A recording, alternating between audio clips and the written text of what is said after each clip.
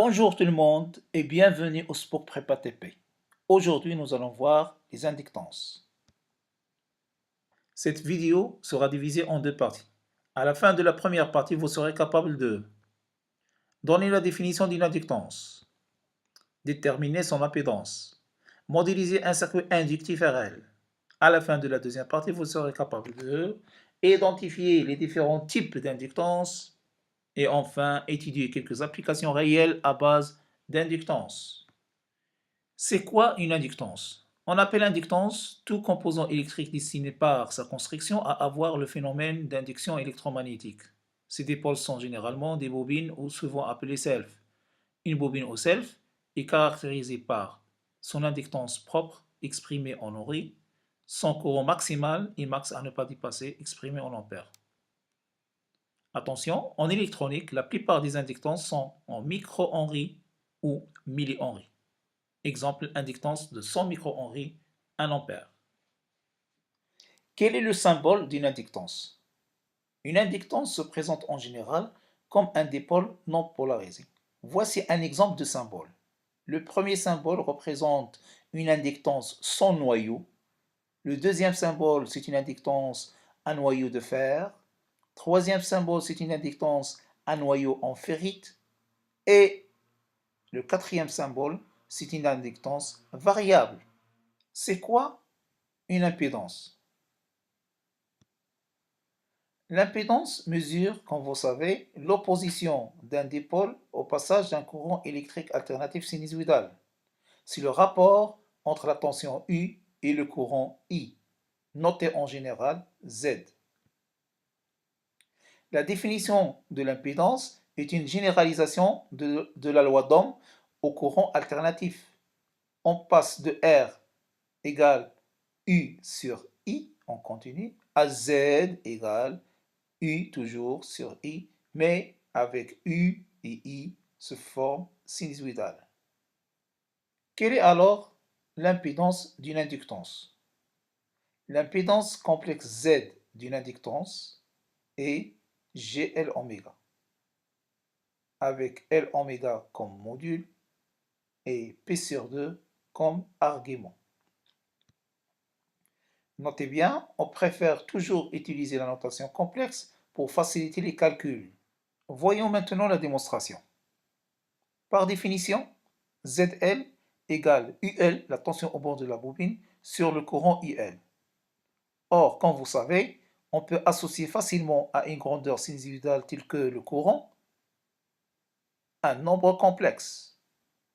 I représente l'intensité max exponentielle de J oméga T, oméga c'est la pulsation. On considère que la phase phi à l'instant t égale à 0 est nulle.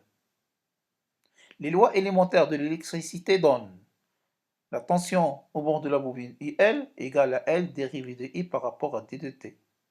Dérivons cette expression, puisque I égale à grand I exponentielle de J oméga T. Et c'est une constante essor des dérivées, et la dérivée de l'exponentielle donne J oméga exponentielle de J oméga T. Calculons maintenant le rapport ZL égale la tension, c'est cette tension, L I J oméga exponentielle de J oméga T sur le courant, ce courant, I exponentielle de J oméga T. Et simplifions par I exponentielle de J oméga T, ce qui donne J oméga L. Voici l'interprétation. Le module représente la valeur de l'impédance exprimée en ohm. En fait, elle représente l'opposition de cette bobine au passage du courant électrique. L'argument représente le déphasage phi de la tension par rapport au courant. Ainsi, un déphasage positif signifie que la tension est en avance par rapport au courant. Cela se voit très clairement sur cette figure. On voit que la tension, VL, elle est en avance par rapport au courant, IL, d'un déphasage de 90 degrés. Donc, on voit aussi clairement sur le diagramme de phase que la tension, voilà, est en avance de 90 degrés par rapport au courant. Étant donné que le diagramme d'impédance d'une bobine, Z égale à JL oméga, est un imaginaire pur. Quelle est l'impédance d'une résistance? L'impédance complexe d'une résistance, c'est R tout simplement, puisque U égale à R fois I. Attention, dans un circuit résistif, la tension et le courant sont en phase. Donc on voit très bien que dans une résistance, courant et tension sont en phase. C'est ça la caractéristique d'un circuit résistif. C'est quoi un circuit inductif RL? C'est un circuit constitué d'une résistance en série avec une inductance. Son impédance équivalente Z égale R plus GL oméga. Le module de Z égale racine carrée de R carré plus oméga L au carré. Et l'argument de Z, qui représente le déphasage entre la tension et le courant, ce n'est que l'arc tangente de oméga L sur R. Sur le diagramme d'impédance, je peux facilement représenter R, voici R, et ZL. Le ZL, c'est un imaginaire pur, GL oméga. Z, ce n'est que la somme de R plus ZL. Donc on voit très bien qu'il s'agit d'un déphasage positif.